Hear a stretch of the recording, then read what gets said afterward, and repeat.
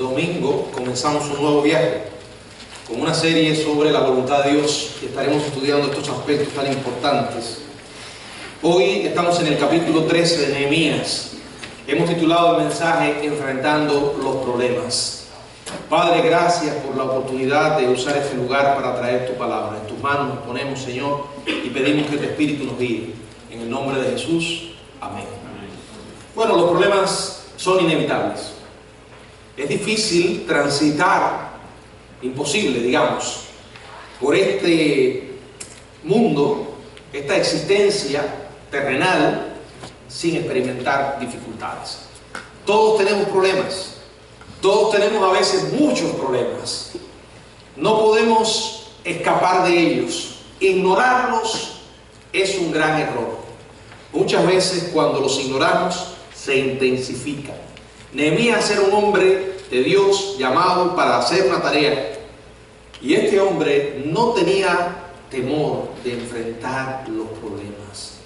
Como un hombre de Dios sabía que tenía la autoridad divina de su parte.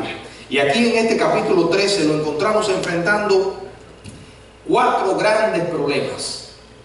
Sin embargo, él estaba decidido a no dejar que esos problemas lo dominaran, ni dominaran al pueblo al cual él servía. Estaba decidido a detener la influencia del mal para que no se contaminara el pueblo de Dios. Por eso quiero que hallemos ánimo, hallemos energía, instrucción en el capítulo 13 de Nehemías.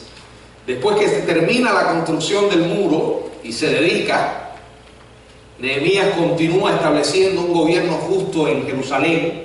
Con el tiempo, nos dice el verso 6, quiero leer: mas a todo esto yo no estaba en Jerusalén, porque en el año 32 de Artajerjes, rey de Babilonia, fui al rey, y al cabo de algunos días pedí permiso al rey.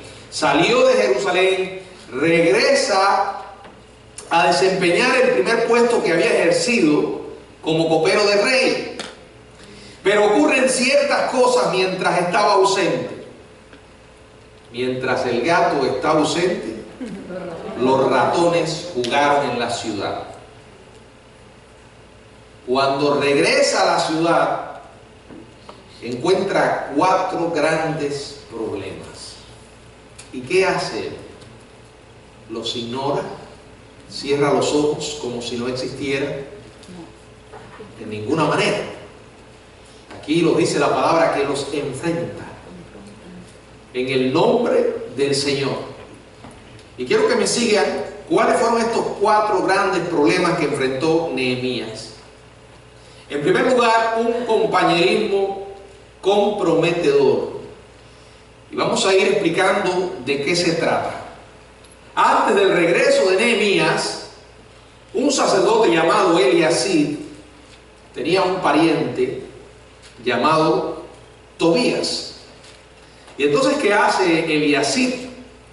Prepara una gran cámara, un gran cuarto para Tobías. Él era el responsable de los utensilios, de las cámaras y de la adoración de la casa de Dios. Y entonces, ¿qué hace? Favorece a un pariente, dándole un cuarto en la casa de Dios. Y no era un simple pariente. Este tipo, llamado Tobías, era un enemigo de Dios y de Nehemías. Se había enfrentado con él varias veces. Trató de detener la construcción del muro. Principalmente había atacado y criticado a Nehemías. Sin embargo, mientras Nehemías estuvo ausente, dice el verso 4 y verso 5, y antes de esto el sacerdote Eliasib, siendo jefe de la cámara de la casa de nuestro Dios, había emparentado con Tobías y le había hecho una gran cámara en la cual guardaban antes las ofrendas, el incienso, los utensilios, el diezmo del grano, del vino, del aceite, que estaba mandado a dar a los levitas, a los cantores y a los porteros, y la ofrenda de los sacerdotes. Miren esto: había metido un traidor dentro de la casa de Dios. El verso 6 nos explica que Nehemías había estado ausente. Y entonces en el verso 7 dice, para volver a Jerusalén, y entonces supe del mal que había hecho Eliasib por consideración a Tobías, haciendo para él una cámara en los atrios de la casa de Dios.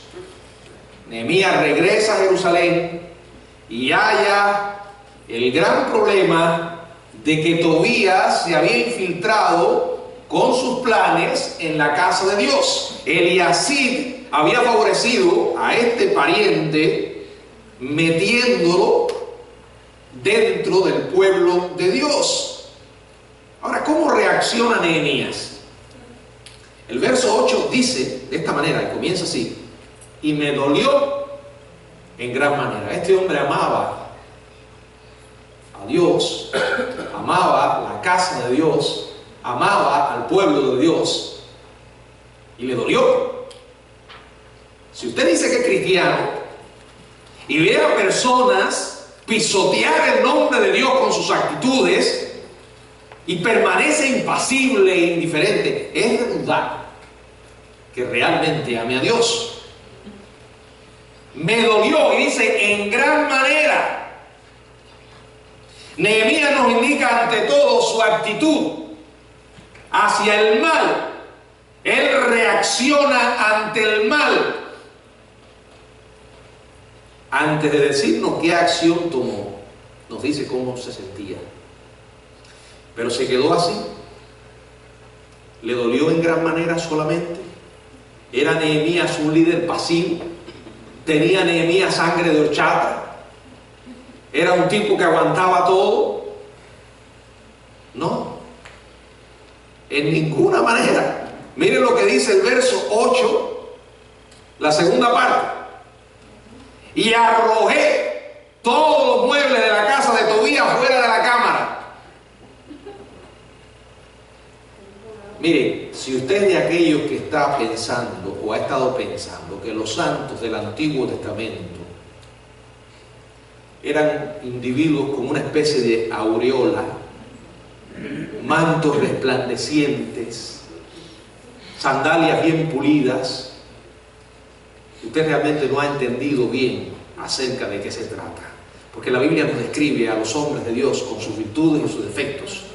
Y eran hombres apasionados, pero hombres. Entró en las cámaras, lanzó a la calle todos los tarecos de Tobías.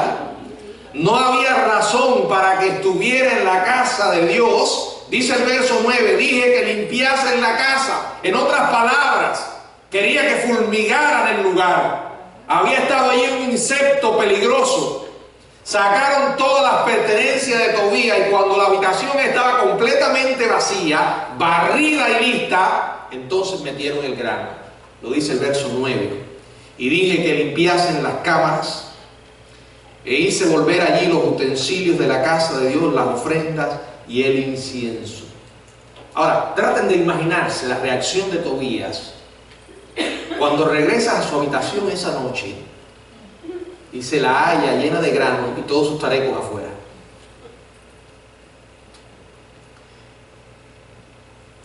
Bueno, nosotros a veces con esta mentalidad tan permisiva que tenemos hoy, en nombre del amor, tanta tolerancia contra lo malo, Nehemías hizo lo que tenía que hacer. ¿Saben por qué? Porque estaba determinado a no vivir con lo injusto. Lo que está mal, hágalo quien lo haga.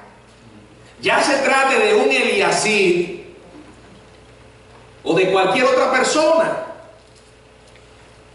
Usted no puede cerrar los ojos a la maldad. Aquí la maldad era Tobías. Estaba metido en un lugar que había sido construido para lo justo. Y hay personas que todavía no se han convencido de eso. Se olvidan que Dios nos ha llamado a vivir una vida santa en todo nuestro vivir, en todo nuestro andar.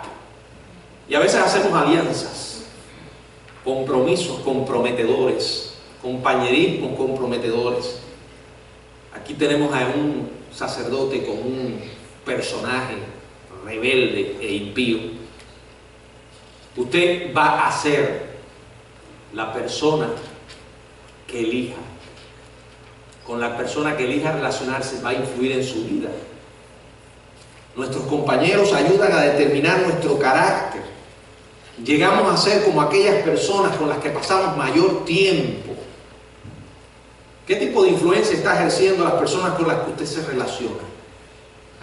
¿Ese compañerismo te está llevando a comprometer tu fe? ¿Sigues permaneciendo con un corazón santo al punto que no puedes convivir con lo injusto, con lo malo? ¿O eres de las personas que te gusta pasarle la mano a lo que está malo y a lo que Dios llama pecado, aquello por lo que Cristo murió? Segundo, ya vimos un compañerismo comprometedor. El segundo problema que enfrenta Nehemías es un fracaso económico. La palabra nos sigue contando que sigue descubriendo Nehemías que las cosas estaban mal. Verso 10: encontré asimismo que las porciones para los levitas no les habían sido dadas, y que los levitas y cantores que hacían el servicio habían huido cada uno a su heredad. Miren, voy a explicar algo. Las personas derivaban, o las personas que servían derivaban sus ingresos de los diezmos. Pero en aquellos días, como ahora, había egoísmo con el dinero. Nehemías regresa y halla que los cantores y los levitas estaban viviendo en los suburbios. Ellos debían vivir en el templo, recibir sus ingresos por sus deberes allí, pero no había ingreso. Fíjense que Nehemías no llegó y dijo: ¿qué problema? Esto es algo que debemos discutir en una reunión del comité, en el concilio. No. Miren el verso 11. Lean esto. Entonces reprendí a los oficiales y dije: ¿por qué está la casa de Dios abandonada? Y los reuní y los puse en sus puestos. Esta gente había desplazado lo principal, había perdido el foco, la visión.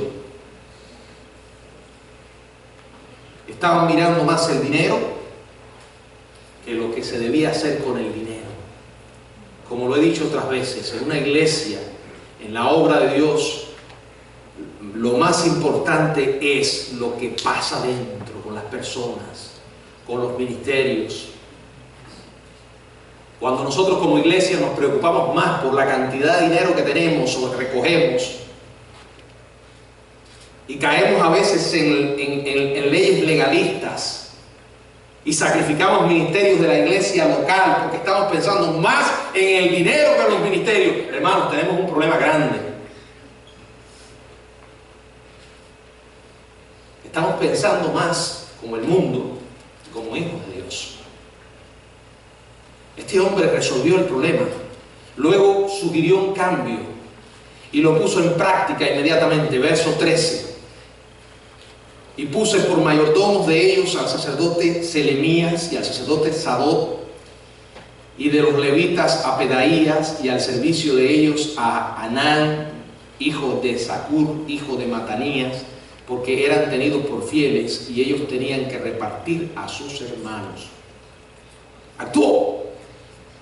Ahora, yo quiero que presten atención ahora, porque la Biblia nos da un detalle muy importante. La oración es esencial en una iglesia, pero muchas veces nos escondemos detrás de la oración para evadir mi responsabilidad. No creo que sea antibíblico esa frase, orando y con el mazo dando. Miren el verso 14.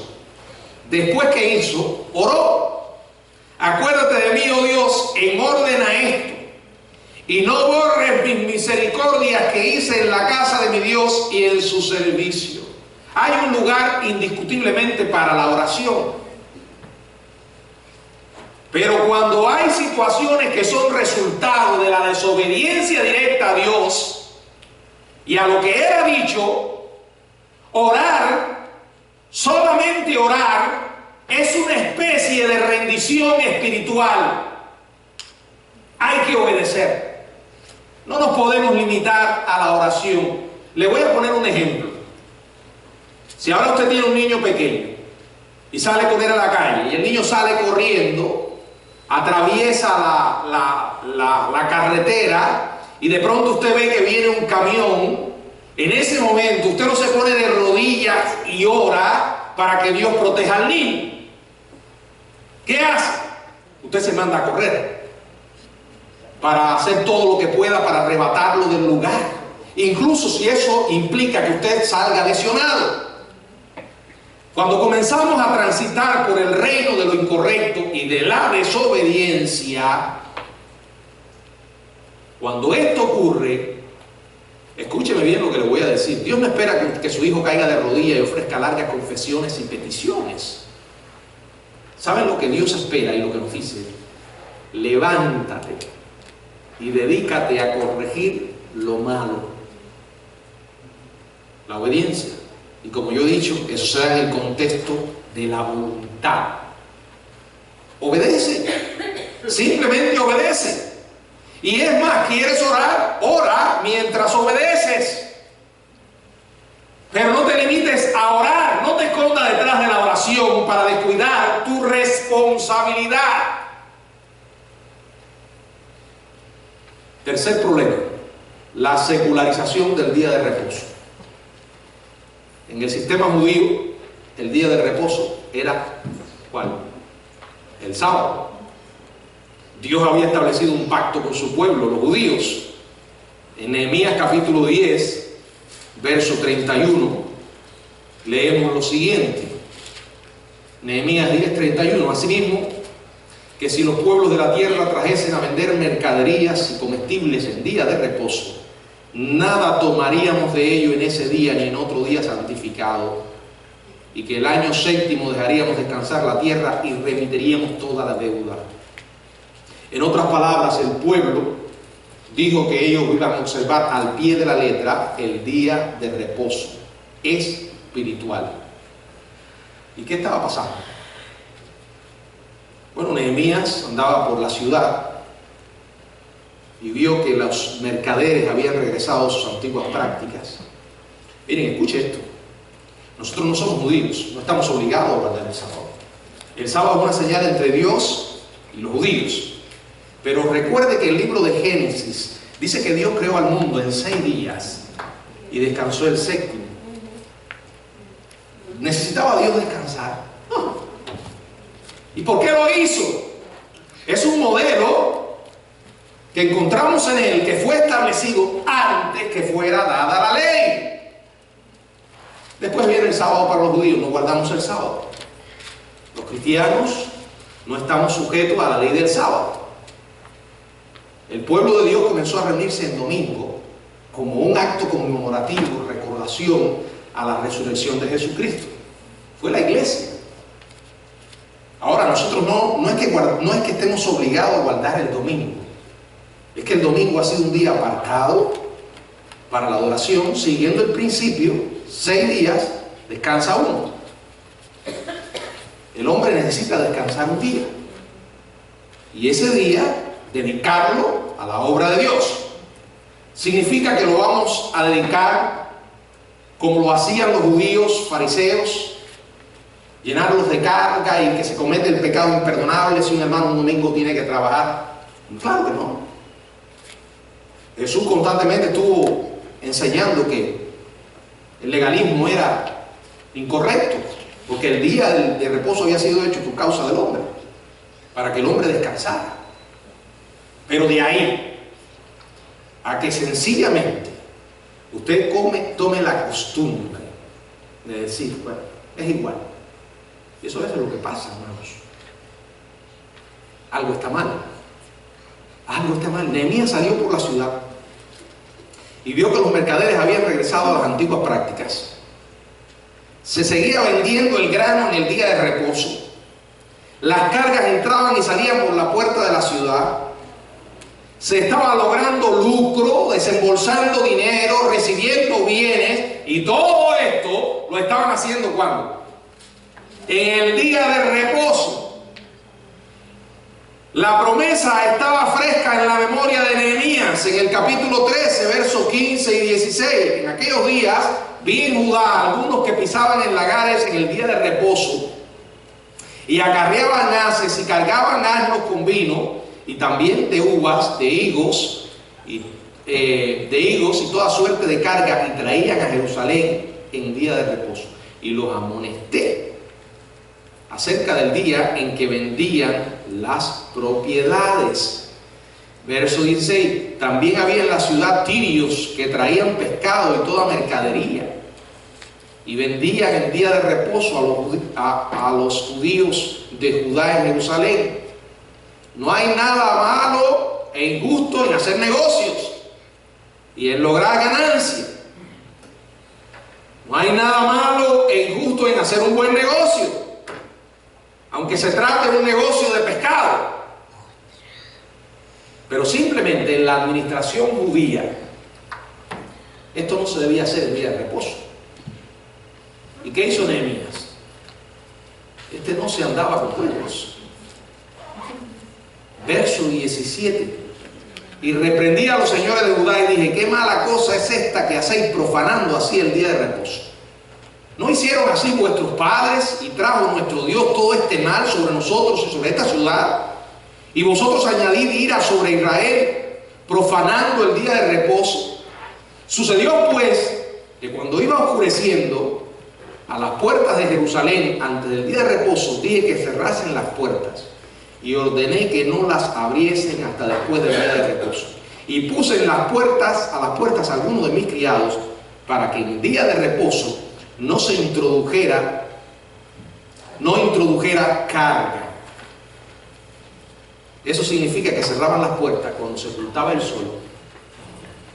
El viernes por la tarde, Nehemías observaba que el sol comenzaba a ponerse y decía: cierren las puertas, porque ya viene el día de reposo. Luego leemos nuevamente el verso 19: y dije que cerrasen las puertas y ordené que no las abriesen hasta después del día de reposo. Ahora, dejó Nehemías el asunto así. Se acabó la cosa ahí. Miren el verso, lo que sigue diciendo: y puse a las puertas a algunos de mis criados para que en día de reposo no introdujeran carga. Y miren el verso 20: y se quedaron fuera de Jerusalén una y dos veces los negociantes y los que vendían toda especie de mercancía. ¿Ganó Nehemías muchos amigos con esto? Seguro que no. Se ganó unos cuantos enemigos entre esas personas que tenían el pescado fuera de Jerusalén y que estaban esperando introducir el producto.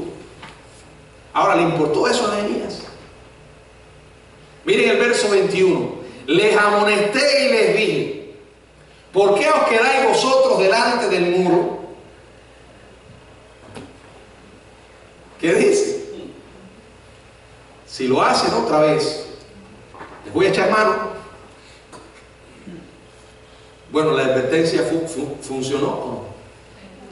Miren, desde entonces no vinieron en día de reposo.